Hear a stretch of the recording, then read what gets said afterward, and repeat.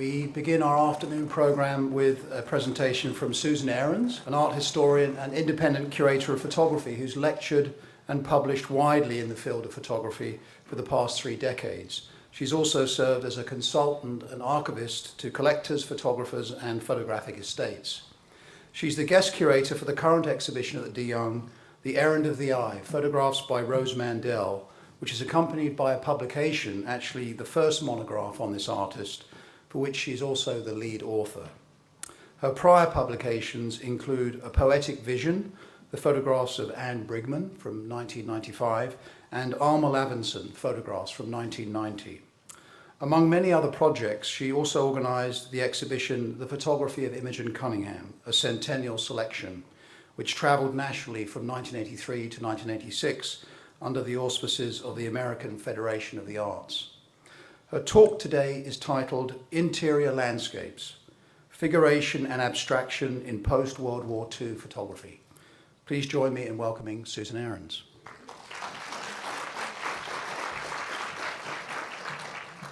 I feel like a very happy, contented respondent at a College Art Association meeting where I get to kind of riff off of the morning presentations.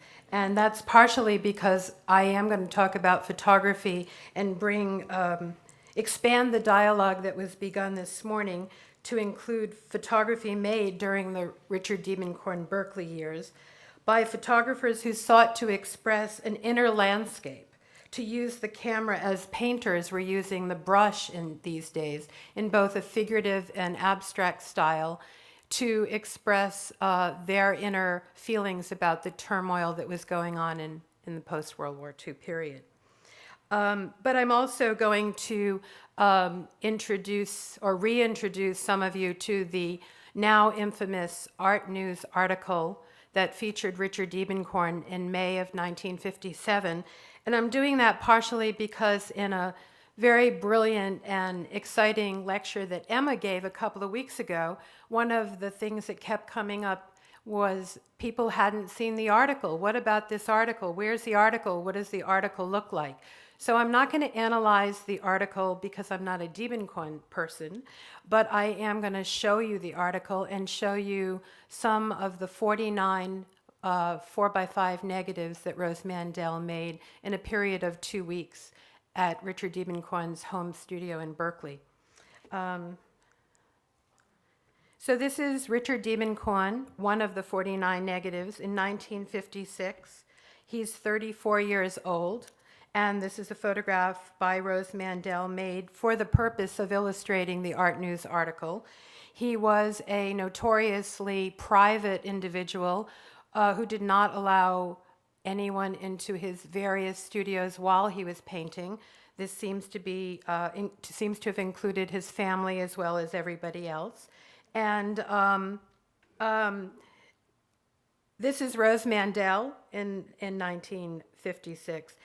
He's 34 years old. She's 46 years old. I don't need to tell you much about Richard Diebenkorn's life, but I'll tell you a little bit about Rose Mandel.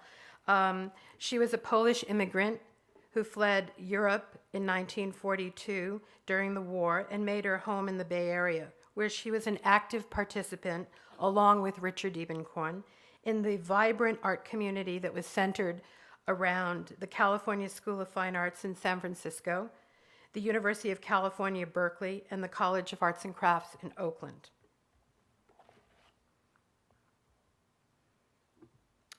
By the time it was 1956, Rose had been working already since 1948 at the university as the senior photographer in the art department at UC Berkeley. Her job was to make slides and photographs for all of the art teachers, the art students, and the artists, and she did that over a period of about 20 years. So the people that she had in common with Richard Diebenkorn by 1956 were people like Elmer Bischoff, Herschel Chip, John Haley, Earl Loren, David Park, Worth Ryder, Glenn Wessel, to name some of the faculty that Rose was working for at the time.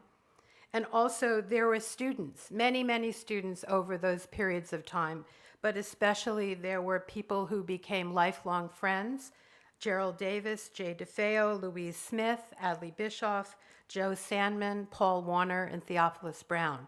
Those students became the subjects for Rose's photography, which she did very privately on her own. Her day job was making these slides, and her artwork, which she did continuously and remarkably during the period of about 20 years, included portraits in the landscape, and most of all, the landscape itself. Unlike these painters, who I'm learning had this real struggle of choosing between abstraction and figurative work and responding to the critics and the collectors and everybody, no one was really paying attention to what the photographers were doing in this post-war time. So across America, you had a number of photographers working simultaneously in both styles without feeling that they needed to make a choice between one or the other.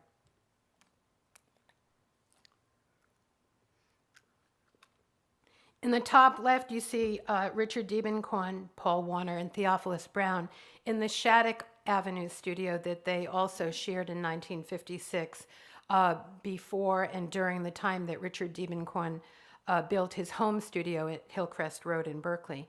And below that, a photograph of young Jay DeFeo made at the University of California in about 1949, one of 6 4x5 negatives that Rose made of Jay DeFeo. And the photograph on the right is a close-up, one of many, many photographs that Rose made of William Theophilus Brown. Many of them are Brown in the landscape or portraits of him, and in some cases, like this one, very close, almost surrealist images focusing on his fingers and his hand. Interestingly enough, only recently in the last couple of weeks, an interview came to my attention that the painter Dwayne Wakeham did with Bill Brown in 2004, in which Bill Brown mentioned Rose Mandel as being someone that they spent a lot of time around. She was a very powerful personality, and she would cook for us.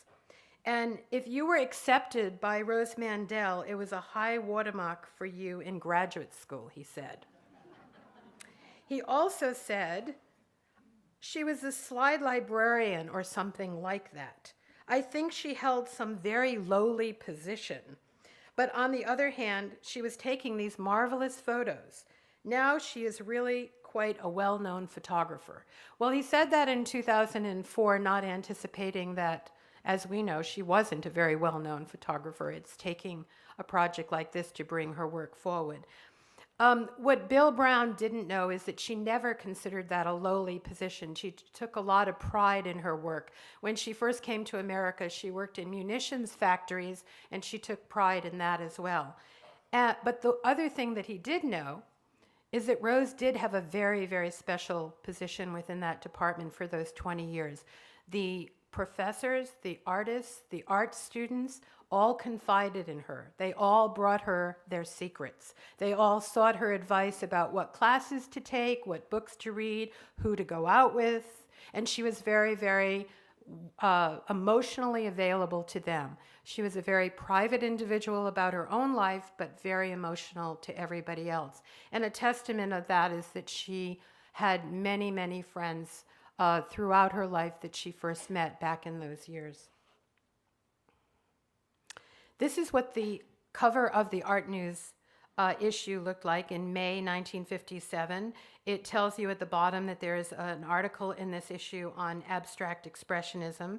And the article was written by Herschel Chip, who was initially a student at UC Berkeley, and then he went into the Army, and he came back as a teacher, and then he worked and started the art gallery at Cal. Some of these men at Cal who taught there just never left. They were there for decades, it seems to me. So the article was called Diebenkorn Paints a Picture. It was a series done in the 50s by Art News, and Diebenkorn was the only artist from the West Coast that was included in this series. The article included 6 photographs by Rose Mandel, all very, very surreally cropped, by the way, and with no credit given to the artist. The article is really a fantastic read, and Emma and Tim had told me how important the article and these photographs were for their research about knowing more about Diebenkorn's methodology, and I've read a little bit about the article myself, and I find it a really amazing story.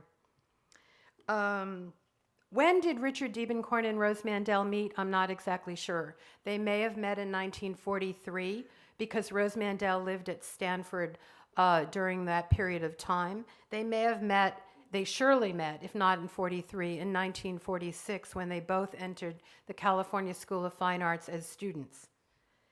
In the early 50s, Rose Mandel, as I mentioned, was a friend of all these other artists.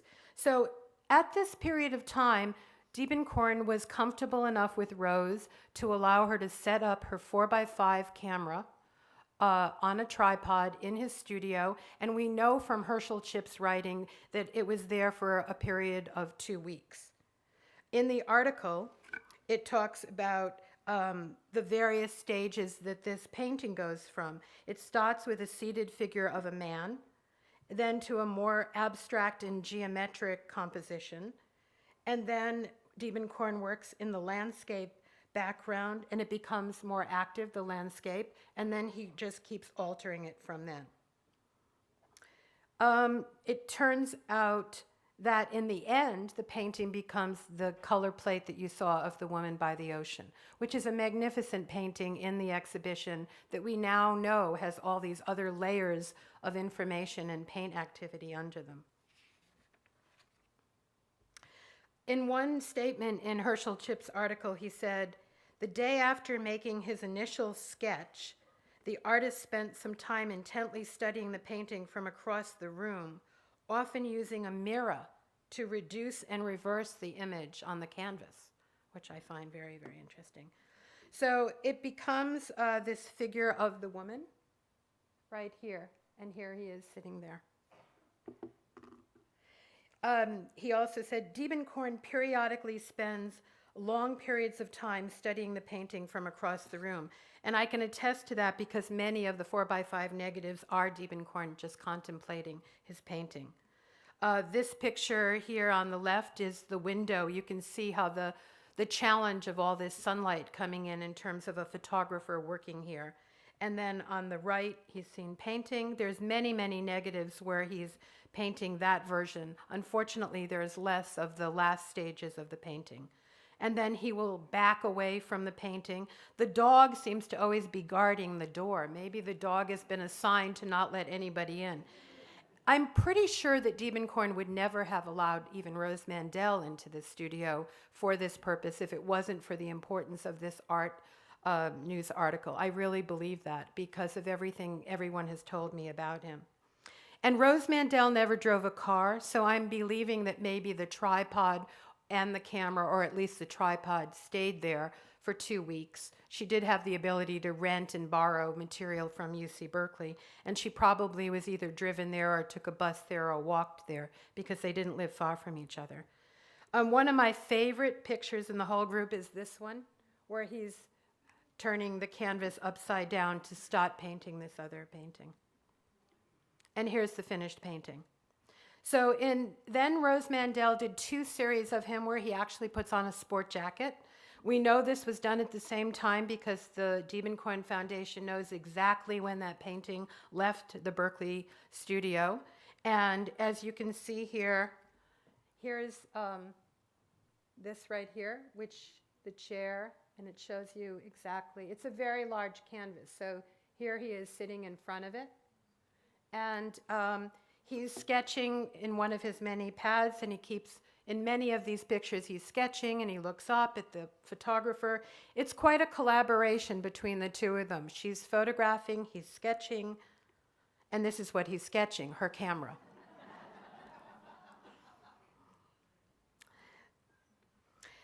In the article, Diebenkorn is quoted by Herschel Chip, and he says this about portraiture or people in the landscape. It is the opposition and interrelationship of environment and the figure with its distinct and concentrated psychology which concerns me at the present. I find that this person I deal with creates a surrounding which in turn modifies, changes, and sometimes engulfs him. Diebenkorn's thoughts about recording the figure, penetrating the superficial and revealing the subject, is exactly what Rose Mandel was celebrated for doing in her portraiture. She had studied child psychology in Geneva. She had studied art in Paris. She was very, very well educated and had had a lot of experiences before she came to this country. And one of the things about her portraits is they are very penetrating. And at the same time, the person generally looks extremely relaxed, and not that they've lost sight of the fact that they're being photographed, but they do create an amazingly profound, real image of what's inside this person as well as the external. Although these photographs have been an important part of the Diebenkorn project, and this article and these photographs are what joins the two exhibitions that are up here. It's the most obvious connection between Richard Diebenkorn and Rose Mandel, and the one that brought these two exhibits together. What I'm suggesting by showing you Diebenkorn's painting here is that Rose Mandel and Richard Diebenkorn were involved in similar concerns in their art. She happened to be using a camera, and he happened to be making paintings with a brush. But both of them had a similar way of approaching the figure, and you will see in a minute, I hope, a similar way in approaching landscape. So Nancy set the wonderful stage for me to go back in time and talk about the California School of Fine Arts.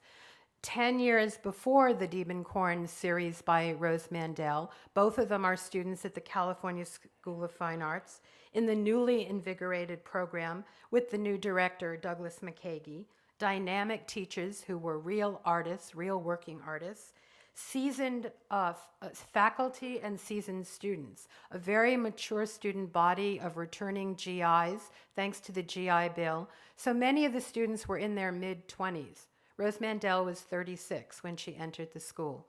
She had met Edward Weston at a party in Carmel and expressed an interest in learning photography in 1945, and initially he agreed to take her on as a student. But because he had Parkinson's and was going through a divorce, he directed her to the program that Ansel Adams was developing for the California School of Fine Arts. So in addition to Clifford Still and all these other wonderful teachers that you know about that were teaching painting at the school, Douglas McKagy hired Ansel Adams to direct a program in photography, which was the first program in photography in this country to focus on photography as fine art, as opposed to craft, a commercial school to get you a job doing commercial photography. This is a photograph of Rose Mandel at the school, and at the bottom, a photograph of Minor White, who was at the time a photographer and a poet who arrived from New York City to become Ansel Adams' assistant.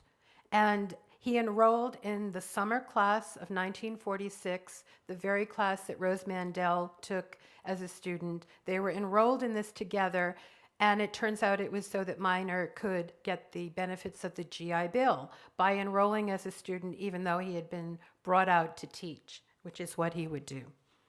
Ansel Adams was Rose's important mentor. He started the department. He ran a very rigorous program and taught technical aspects of photography. The students were only allowed to make 4x5 contact prints the first year that they worked, and he was available to them every day and on weekends. He was a very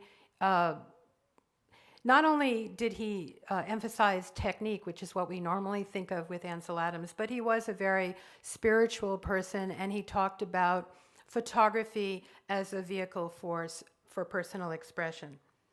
Now, many of these students had had horrible experiences in the war and were very traumatized and very serious about their art. Rose Mandel had lost most of her family in concentration camps, and she would say in later life that Ansel Adams saved her life, that he actually showed her a new way to see the world, and it was through the lens of a camera. So this profound thing happened, that she had the background of having a lot to express, and she had a new tool, the camera, to express it. Minor White, on the other hand, was only 2 years younger than Rose Mandel, and he believed that he knew a lot about psychology, which he did, but Rose thought she knew more. And so she was not ever afraid of challenging that. And the two of them really grew together and separately as photographers in the relationship they had beginning at this school. This is a photograph on the left of the doorway of the California School of Fine Arts, now the Art Institute. San Francisco Art Institute, and this is a photograph on the right by Minor White done in Mendocino at the same time. Clearly, both of these are about the zone system, about tonal values, about composition, about light and shadow, and about making meticulously crafted 4x5 contact prints. Two other important faculty of the school, Edward Weston, who's seen right here, and that's Rose Mandel and Perkle Jones. During one time each term, Minor White would bring the students to make a pilgrimage to see Edward Weston in Carmel. They would camp on his front lawn in tents. Minor would stay in a hotel. And they would go in the very, very early years when Rose was a student.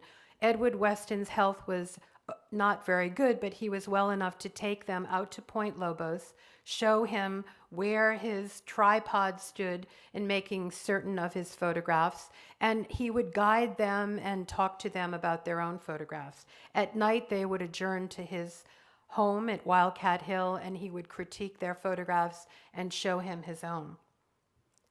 Now, while the photo department and the painting department at the school were entirely separate and didn't usually have any cross-pollination, Rose Mandel remembered that she loved going to Mark Rothko's classes. He taught twice, the summer of 47 and the summer of 49.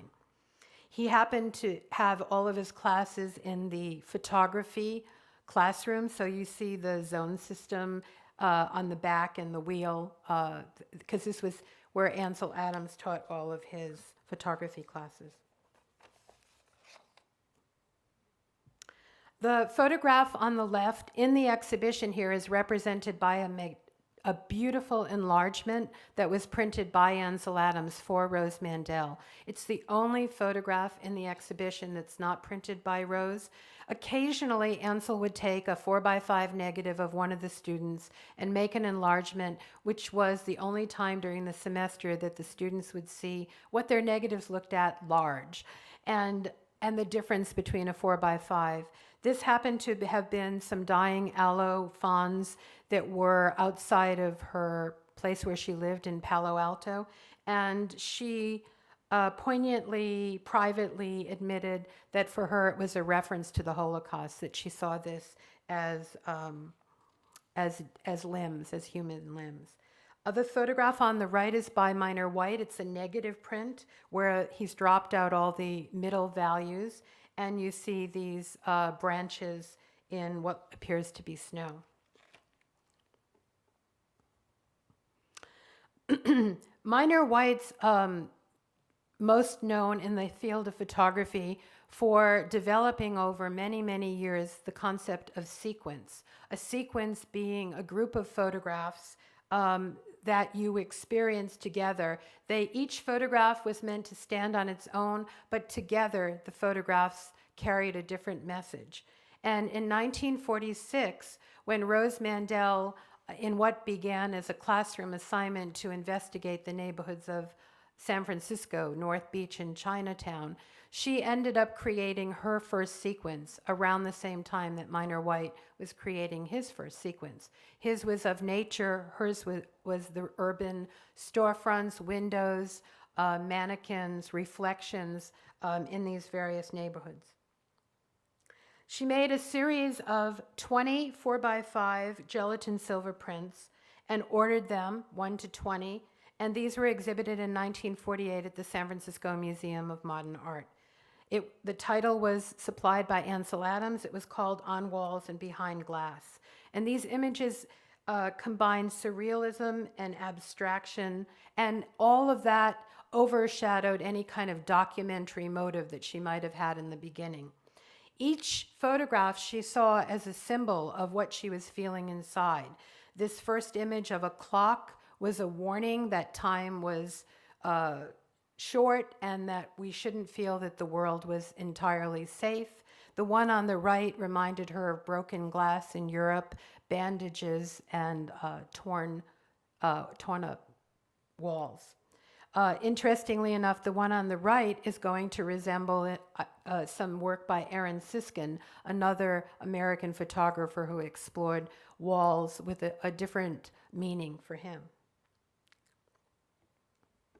Nancy mentioned Germaine McKagy. I find her installations totally outrageous. I mean, they're not only not boring, but they're very avant-garde. In 1946, August 1st through 31st, 1946, Germaine McKagy gave an exhibition to an Austrian-born American photographer named Lisette Model, who had come out from New York City with her husband Evza, who taught painting and fabric design at the school. It's hard to see here, but in the photograph on the left, what that is a cutout from a newspaper, and that's Germaine McKagy has typed on that reflections. And what you're seeing are Lisette Model's early reflections of windows in New York City that were done in 1939, 1940. Now, what's really important about these, although Rose Mandel never mentioned Lisette Model as an important influence, she did photograph Lisette Model. I really believe that these photographs were instrumental in shaping and encouraging Rose to do what she was doing in this window series. And I say that because Lisette Model's photographs were entirely different than everything that was being taught by Ansel Adams and Minor White at the school. Ansel Adams encouraged having everything in focus and getting rid of reflections. And Rose said at first she tried to get rid of those reflections, and then something told her that she could accept the reflections. And I'm just guessing that part of it was seeing Lisette Model's work at the Legion of Honor during this period, where she's creating this body of work. The last photograph in her sequence is a self-portrait of herself, her tripod, the Hoagie Carmichael album, and the shoe. And she said about this photograph, "This was my statement. I am an artist, but I'm no better than that shoe." Another amazing exhibition, one of the many, that was shown at the Legion of Honor during these years. In the fall of 1947, Aaron Siskind, a New York-based photographer who was very close to many of the artists in the New York Abstract Expressionist movement, came to visit Mark Rothko at the school. He was a friend of Rothko's, and he flew out to the West Coast and drove up from Los Angeles with his friend Max Yavno to visit Rothko. Well, when you were around the school, you were invited to cocktail parties at the McKagy household, and Germaine McKagy would ask to see your work. And often an exhibition grew out of an introduction that Germaine McKagy had through one of the connections of artists either visiting the school or teaching at the school. I say outrageous installation because I've never seen anything quite like Germaine McKagy's installations. She's taken the photograph by Siskind on the right. You're seeing a photograph by Aaron Siskind on the right, which has been mounted on masonite by Aaron Siskind. That was the way he showed the work at this time. And Germaine McKagy has used the shape of that as the inspiration for the installation of the entire exhibition.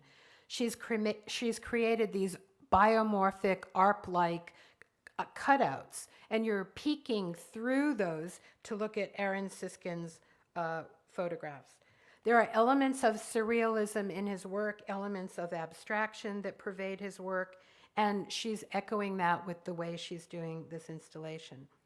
His photographs, as I said, are mounted on masonite, and they kind of stand away from the wall in a sculptural way. And I don't exactly know what they've done here, but it looks like they've created extensions so that the photograph has an extension coming down from the bottom, almost as if it's a piece of sculpture. This is an installation on the left of the entire exhibition. It's almost like these black doors with these cutouts, and you're peeking into a peephole or keyhole of a door to look at these photographs. And in the photograph on the right, you're seeing an abstraction by Siskind of a rock wall, and you can look closely and see kind of an outline of a face or what appears to be a figure in his abstraction. And Germaine McCagie has placed live plants and rocks along the bottom of the entire installation. Aaron Siskind is best known today for photographs of walls inscribed with calligraphic markings. These are two that he made in Chicago in 1948. They have a direct relationship to what's going on in painting at the time, but what was interesting is that Aaron Siskind started as a documentary photographer working in New York with the Photo League. And because of his feelings about the war and the country after the war and Europe after the war, he made a shift. He wrote, "Photography has shifted from what the world looks like to what we feel about the world and what we want the world to mean." So Siskind was also using photography to express himself and also as an art form. Siskind is also very well known for these photographs he made in Martha's Vineyard in 1958 of these rock forms, some of which look like reclining figures. And the one on the top was used in a very important publication of abstract expressionist painting in New York, where they chose to use Aaron Siskind's photograph as the frontispiece for this publication rather than use one of the abstract paintings by one of the members of the group. Rose didn't do a lot of still lifes, but I'm showing you 3 still lifes here. The large one on the left is by Rose Mandel. The one on the top right is by Minor White. And of course, the Diebenkorn painting that you've already seen today. And what I find interesting about this, in addition to the fact that Rose's sheer curtain shows you these square marcations at the top, I noticed in a lot of Diebenkorn paintings, there's these grids that are the windows in his compositions, and they kind of reminded me each time I go through the exhibition like 35 millimeter film strips or whatever. But I'm showing you this for another reason, because photography is often thought of as being something that captures reality. And what I think you can see here is that photography can do abstraction sometimes even better than painting can. And so Rose's photograph is about this abstraction. Once she leaves the California School of Fine Arts, her major influences and colleagues and what she's surrounded by are the painters, are the people making paintings and sculpture. That's also true at the California School of Fine Arts, but becomes even more so from 1948 on. So she's very, very aware of what Richard Diebenkorn and Elmer Bishop and all these other people, David Park, are doing. And likewise, she's doing things that are either abstract or figurative. And they're aware of her work as well. She didn't talk a whole lot about her work, but she would tell me that David Park would come by her darkroom at University of Berkeley. She had her own darkroom in her own office. And he would shake his head and he would say, "Rose, you're an abstract expressionist using a camera." Now, when I started reading Nancy's book recently, I got really afraid of that because I thought, uh-oh, here I'm reading that he takes his abstract paintings to the dump. Did he really mean that as a compliment, or did he mean it as an insult? But now that I've listened to some of the talks this morning and I've read a little bit about what everybody's writing, I understand that he did mean it as a compliment. In 1950, she starts her second sequence of work, and it becomes a sequence of 49 photographs called The Errand of the Eye. And the photographs, there are about 26 of them in the Rose Mandel exhibition upstairs, which I hope you'll take a look at. And here, Rose Mandel is carrying this idea of focus or non-focus even further. she's exploring selective focus. So in some of these photographs, there is one object, one tendril of a plant in focus, and everything else is out of focus. And in some cases, the photograph is pure abstraction. Long exposures and the wind moving the plants creates this sense of abstraction. In 1954, in January of 54, the photographs that she had made from 1950 to 53 in this series were shown at the Legion of Honor in an exhibition that was organized by Germaine McKagy. And the photographs were then, some months later, exhibited at Rochester, where Minor White was now working as a curator. He wrote to her and asked if he could have the exhibition come to Rochester after it left the Legion, and it did. It has not been seen since 54 until now. And happily, the 43 photographs that are contained in this sequence that exist as one unit are now have been purchased by someone as a promise gift to the Fine Arts Museums, to the De Young Museum. So they've joined this museum's collection. The photograph on the left is by Rose Mandel, and the photograph on the right is by Ralph Eugene Meatyard, a very important photographer who worked out of Lexington, Kentucky, and started in 1958 after a workshop with Minor White, making in and out of focus nature studies that he called Zen Twigs. Now, Rose Mandel's work was in Aperture magazine, the Minor White's publication, in 56, and Meatyard was a sustaining subscriber at that time. So even if he didn't see Rose Mandel's photographs in the workshop taught by Minor White, he would have seen them in Aperture magazine. I'm showing you the two of these because they're very, very, very similar in intent. And Meatyard's work of this period is very revered and very good and much more well known at this point than Rose's. Meatyard was also doing other photographs that dealt with selective focus and abstraction. In the photograph on the left, he's got this blurred figure walking through this window, and you have all these abstraction of the lines and all. And then the one on the right, he liked masks, and sometimes he put masks on people, and sometimes he put masks in the landscape. So the artists that I'm telling you about are not the sum total of what's happening in American photography, but are those photographers who are using photography as an inner landscape, as inner expression. And landscape does become one of the chief subjects, or the chief subject, for these photographers that are trying to express what's happening inside themselves. A very favorite place of Rose Mandel's to photograph from the early 1950s through the 1970s was the water at the Berkeley Marina, and water in general. She never drove, as I mentioned, and so people like Louise Smith, who are here today, and other young students would drive her to the marina so she could make her photographs. Louise has told me that one was never allowed to carry Rose's heavy equipment, her tripod or her camera or her box. She insisted on doing it herself.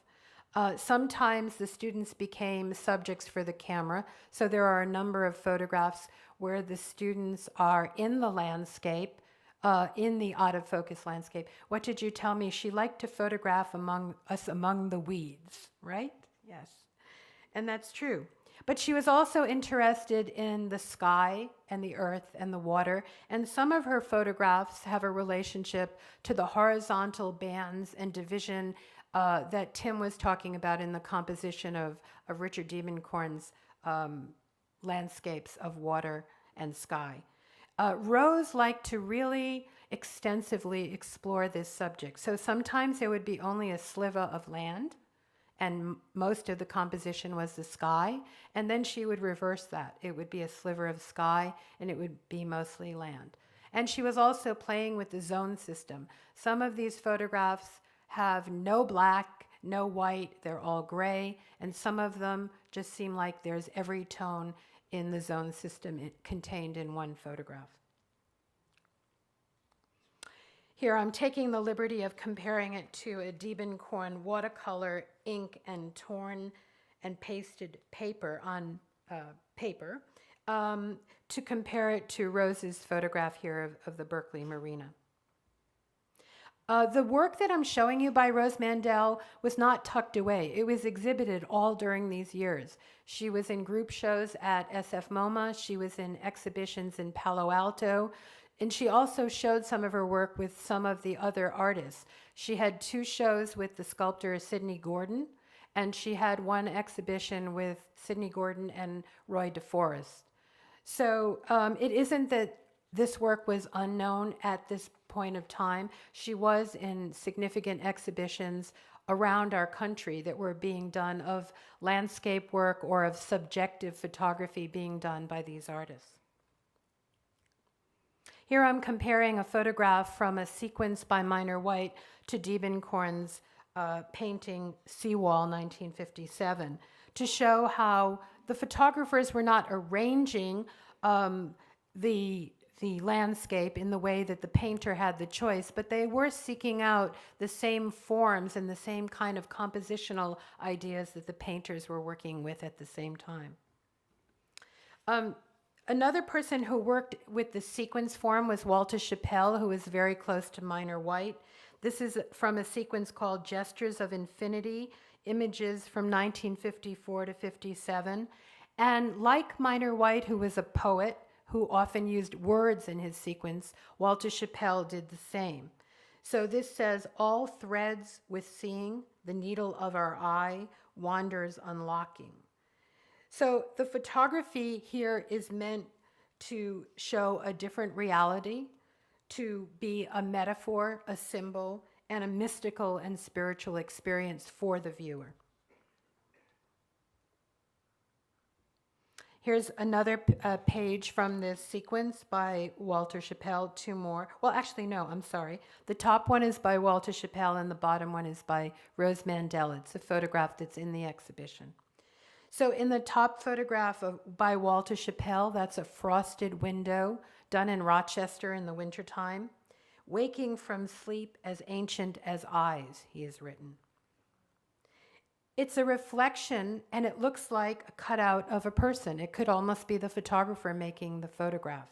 And in Rose's series of writing on water, I call them writing on water, she called them that, and Callahan, Harry Callahan, did a very large series of writing on water. These are slow exposures, so you have the water kind of creating a calligraphy.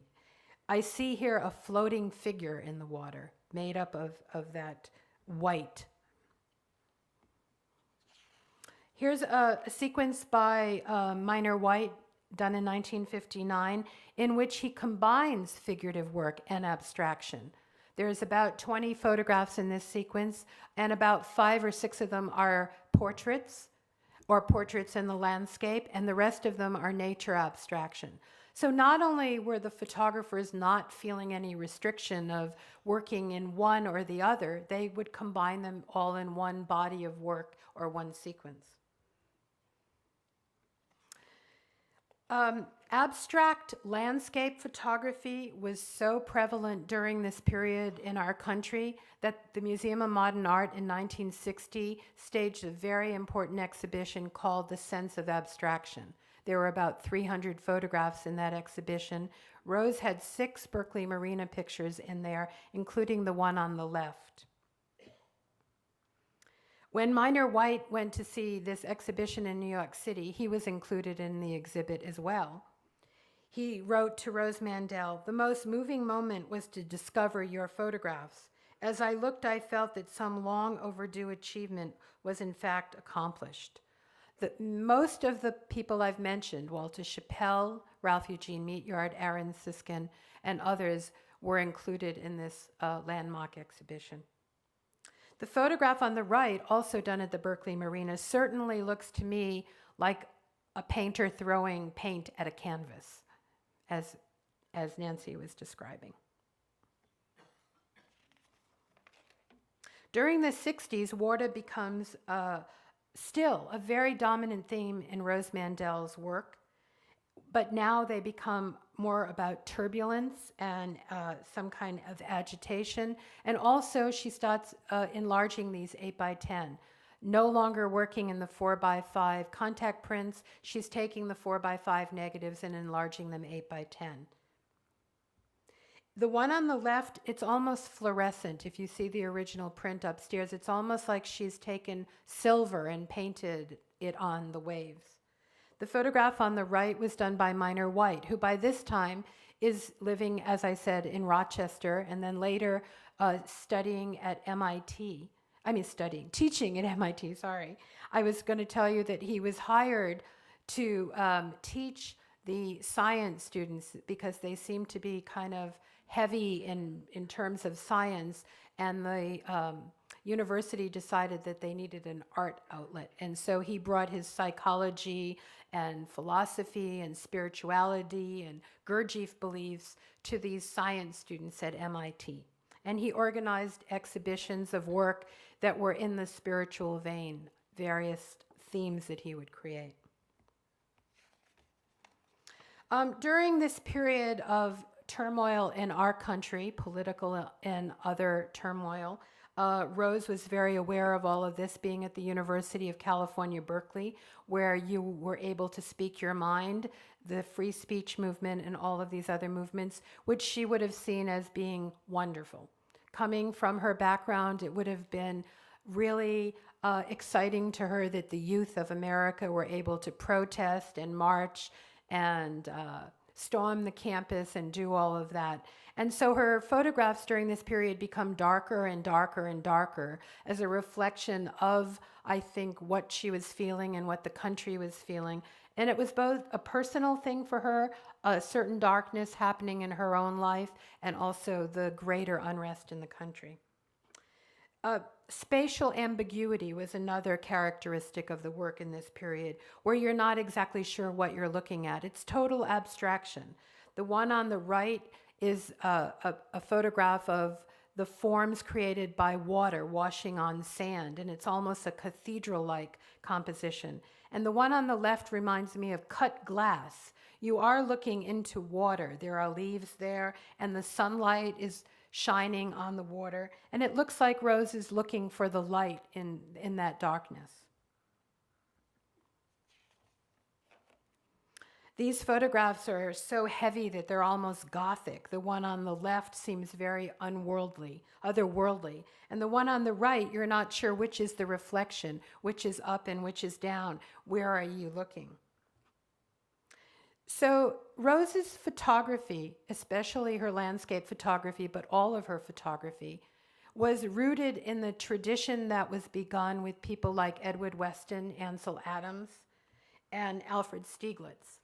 But like Diebenkorn, who said that he was following a tradition and expanding a tradition, Rose Mandel, in her work, found the way to expand the tradition of landscape photography that was happening not only for her, but was shared by people like Callahan and Siskind and Meatyard, Walter Chappell and Minor White.